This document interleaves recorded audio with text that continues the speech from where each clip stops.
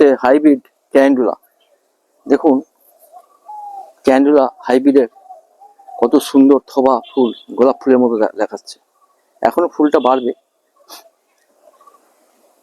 ঠিক মতো পরিচর্যা করলে এইভাবে ক্যালেন্ডুলা পেয়ে থাকবেন। ক্যালেন্ডুলা গাছের খেয়াল রাখবেন, গাছের গোড়ায় যে সমস্ত পাতা হলুদ হয়ে গেছে সেগুলোকে ফেলে দেবেন। এইভাবে হলুদ পাতাগুলো ফেলে দেবেন। আর ক্যালেন্ডুলার যে ফুল আসছে দেখুন, এই ফুলগুলো সবই ওইরকম বড় আকারের হবে। আর ওভার ওয়াটারিং করবেন না। এই গাছের 6 থেকে 7 ঘন্টা রোদ পাওয়া চাই। একদম ফুল রোদ পেলে এই গাছের গ্লেজ ডাউন খেলা করবে। আর গাছের গোড়া এইভাবে পরিষ্কার করবেন। আর গাছ শুকিয়ে গেলে জল দেবেন, ওভার ওয়াটারিং করবেন না। আর গাছ বদ্ধ জায়গায় রাখবেন না, চারিদিকে যেন হাওয়া খেলে, এয়ারি এনভায়রনমেন্ট দরকার এই গাছের জন্য।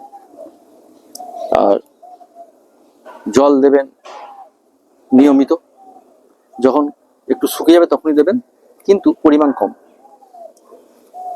জল একবার এইভাবে পলিপ্যাকেও করতে পারেন, টবেও করতে পারেন। জল দেওয়ার পর অবশ্যই যেন শুকিয়ে যায়, এটা খেয়াল রাখবেন ভালো করে। এইভাবে পরিষ্কার পরিচ্ছন্ন রাখলে, আর যেভাবে আমি খাবারের কথা বলেছি, খোল জল দেবেন। খোল জল যেভাবে বলেছি সেইভাবে দেবেন, তাহলে এই গাছের গ্রোথ ঠিক থাকবে। আর সারের ক্ষেত্রে কাকা 1 ml 1 লিটার জলে গুলে দেবেন বিকালে। ফাঙ্গাসের জন্য 1 মাস পর পর আমিস্টার 1 ml 1 লিটার জলে গুলে দেবেন।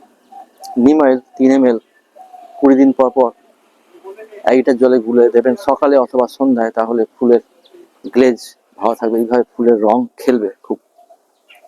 এই ছিল আজকের ভিডিও। যদি ভালো লাগে লাইক করবেন, শেয়ার করবেন, সাবস্ক্রাইব করে পাশে থাকবেন। থ্যাংক ইউ, পরে দেখা হবে।